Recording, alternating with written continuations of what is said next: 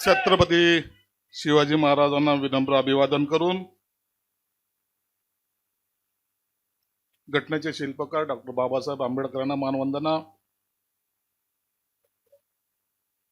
ज्यांच्या आशीर्वादानं हा दिवस पाहायला मिळाला ते शिवसेना प्रमुख मान्य बाळासाहेब ठाकरे यांना मानवंदना.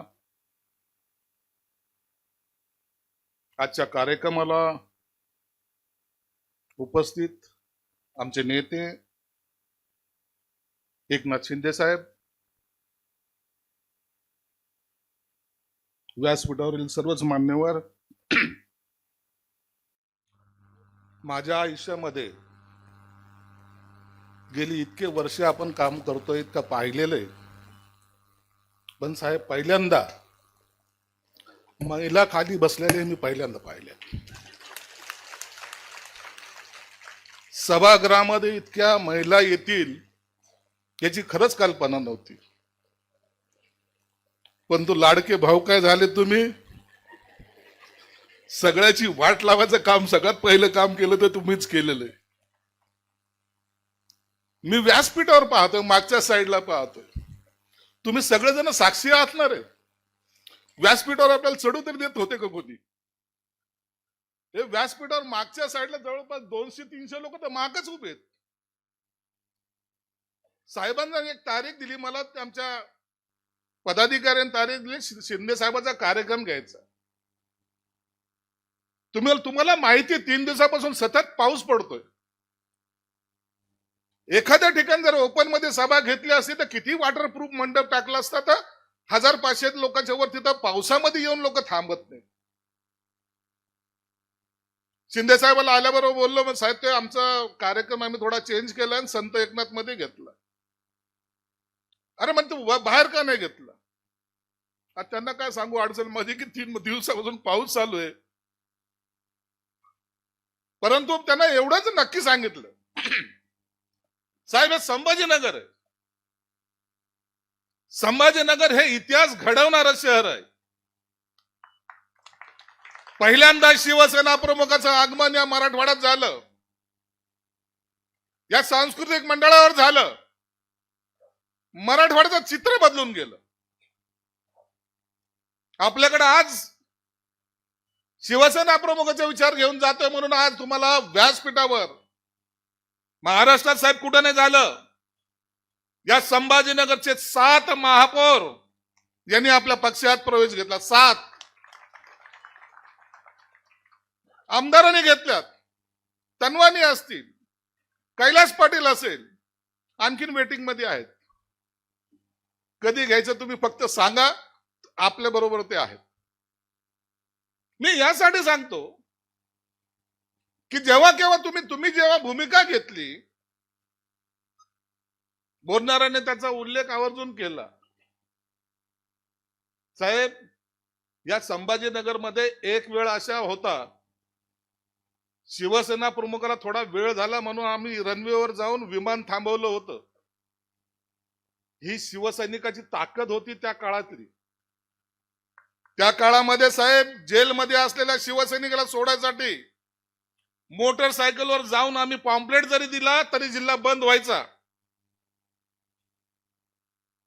ही ताकद आम्हाला निर्माण झाली. त्या ताकदीचा वापर इतरांनी आपल्या पद्धतीने करून घ्यायचा प्रयत्न केला. रात्री 2 वाजता जेलमधून कधी माणसं सुटतात? या परदेश जायस्वालला मोटरसायकल द्यायचो, एसटी मोटरसायकल, रात्रभर फिरायचा. अरे हा कैलास पाटील तुम्हाला माहित नाही? हा कैलास पाटील जेव्हा मी त्याला तालुका प्रमुख केलं ना, मतदार नोंदणीचे जे फॉर्म असायचे ना आपल्याकडचे 2 रुपयाचे, त्याची जबाबदारी असायची. तो ते फॉर्म लिहायचा, भरायचा आणि त्याचे जे 2-2 रुपये जमा व्हायचे त्याचे आम्ही डिझेल टाकायचो आणि आमची गाडी पुढं. अरे हे दिवस आम्ही काढलेले आहेत. आणि जेव्हा तुम्ही पक्ष विकायला निघाला त्या टायमाला शिंदे साहेबांनी आवाज दिला आणि आम्ही मागं पुढं नाही पाहिलं. राजकारण गेलं तेल लावत. शिवसेनेचा जो विचार घेऊन गेले शिंदे साहेब, आज साहेब आज आम्हाला आनंद या गोष्टीचा, आम्हाला गर्व या गोष्टीचा आहे. तुम्ही घेतलेला निर्णय महाराष्ट्रानेच मान्य केलेला आहे. उभ्या महाराष्ट्राने मान्य केला. मुख्यमंत्री एकनाथ शिंदे साहेब झाले तर काही लोकांना तर असं वाटलं की नाही रोज भविष्य पाहिजे.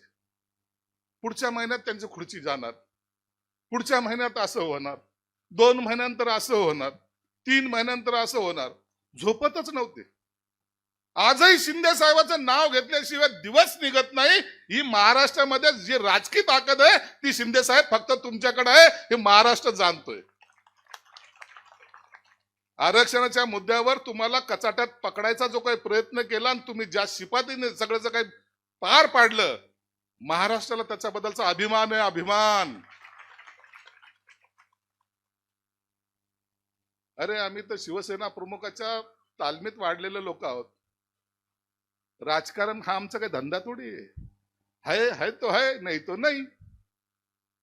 आम्ही उद्याची चिंता करणारे लोक नाहीत, परंतु जे शिवसैनिक आमच्यासाठी जीव देतात, ज्या शिवसैनिक उभे राहतात, त्या शिवसैनिकासाठी आम्ही लढणारे जरूर आहोत. हे शिंदे साहेबांनी सर्वांना दाखवून दिलेलं आहे. मी पाहतो ना, तुम्हाला वाटतं मी बसलो होतो त्यांच्या बाजूला गोड गोड बोलत होते, असं काही नाहीये.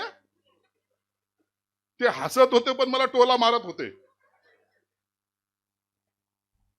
जोपर्यंत मला टोला मारत नाही तोपर्यंत त्यांनाही करमत नाही. परंतु याचा अर्थ त्यांनी तेवढ्या पद्धतीने ते जपतात सुद्धा. मी अनेक किस्से पाहिले, अनेक लोकांना पाहिलं.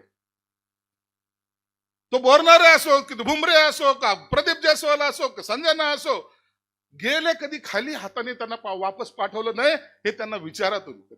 कधी खाली हाताने नाही. काय काम आहे रे? रागवतील, पटकन दुसऱ्या मिनिटाला त्यांचं काम करतील. आणि संजनाताई तर इतकी हुशार आहे, पहिल्या टर्म मध्ये इतकी हुशार पाहिजे तुम्ही पहिल्यांदा पाहिली. महत्वाचाच बोलली बाई.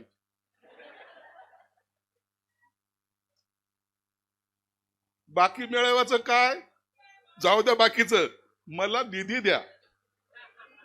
आता तू शिंदे साहेबांकडेच माग, पालकमंत्री मी आहे, शिंदे साहेबांनी नाही दिला तर मी देईन. तिच्या मतदारसंघात गेलो, तिला सांगितलं संजनाताई चिंता करू नका हो, शिंदे साहेबांनी आम्हाला असं शिकवलंय ना. आता निधी काही वेळेला काही काही आमदाराची तर अशी अडचण झाली होती की हा निधी आणखी खर्च करायचा कुठं. दर वेळेला जाऊन पैसे घेतले. बोरणारे 3,000 कोटी घेतले. बोरणारे तसा एकदम हुशार माणूस आहे.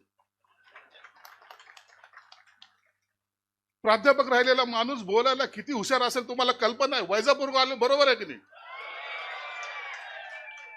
जय हरी काय म्हणल, पंक्ती काय टाकल. त्या बाजूच्या आमच्या मित्राला, तो बिचारा इतका चांगला आमदार, माझे आदर्श, माझे मार्गदर्शक. भाऊ तुझा कधी चान्सच नाही. आता मार्गदर्शक म्हणलं तर संपलं ना विषय. आम्हाला वाटलं मी शहाण आहे जास्त, संजय शिरसाटलाही शहाण आहे, माझ्यापेक्षा डबल पैसे तर तोच घेऊन गेला. आणि आम्ही सांगत बसलो नाही माझी 3री टर्म आहे, आणि त्यांनी तो पहिल्या टर्म मध्येच घेऊन गेला, 2री टर्म तर असाच निवडून आला. साहेब हे जे केलं ना तुम्ही, हा महाराष्ट्र जाणतो, प्रत्येक आमदार जाणतो. 80 जागा लढवल्या, 60 जागा निवडून आणल्या. हे तर झालं आपलं. साहेब तुम्ही भाजपच्या आमदाराला विचारा, तुम्ही कार्यकर्त्यांनी सुद्धा विचारा, तुम्ही राष्ट्रवादीचे निवडून आलेल्या आमदारांना विचारा, का रे तू निवडून आला, तुझ्या यशामध्ये शिंदे साहेबाचा वाटा किती. शपथेवर जर त्यांनी सांगितलं ना, तोंडशील साहेब शिंदे साहेब होते म्हणून निवडून आला, असं नाही बोलला ना तर नाव बदलून ठेवेल मी. कारण की अंदर की बात मुझेही मालूम आहे. आतल्या गोष्टी या मलाच माहिती असतात. एक लक्षात घ्या, शिंदे साहेबांनी कधी फरक केला नाही कोणत्या गोष्टीत. मला सत्ता आणायची, मला सत्ता पाहिजे, मग लाडक्या बहिणीसाठी मी देतो. अरे आज 2.5 कोटी बहीण, तिचा तो लाडका भाऊ, तुम्ही पाहिलं असेल अनेक वेळाला शिंदे साहेब जिथे गेले, दोन्ही हातामध्ये राख्या. अरे दिवस कोणता असो, राख्या घेऊन महिला तिथं असायची, माझा भाऊ आला असं म्हणायची. परिणाम झाला का नाही? शेतकरी फक्त शिंदे साहेब म्हणायचे. साहेबांनी कधी कोणत्या पक्षाचा, कोणत्या जातीचा, कोणत्या धर्माचा हा विचार केला नाही. साहेब तुमचे आम्ही मनापासून आभार मानतो. साहेब राजकारण करताना आम्ही अनेक लोक पाहिलेत, आजही अनेक लोक पाहतो, परंतु कोणत्याही विरोधी माणसाकडे जरी गेलं तर तो म्हणतो दाता जर असेल तर तो एकनाथ शिंदे आहे, हे ठासून आम्हाला सांगतात. त्या टायमाला आमचा ऊर भरून येतो. साहेब, येणाऱ्या निवडणुका आहेत, आम्ही सर्वजण जे आहोत, जास्त या ठिकाणी बोलणार नाही, परंतु हे सर्वजण जे आहोत तुम्हाला शब्द देतो आम्ही. हे संभाजीनगर आहे, या संभाजीनगरचा भगवा उतरवायची कुणाची ताकद नाही, तो फडकत राहील. ही जबाबदारी आमच्या सर्वांची आहे. तुम्ही आम्हाला आदेश दिलेला आहे, महायुती म्हणून लढा, महायुती बरोबर काम करा. त्याच पद्धतीने आम्ही काम करतोय.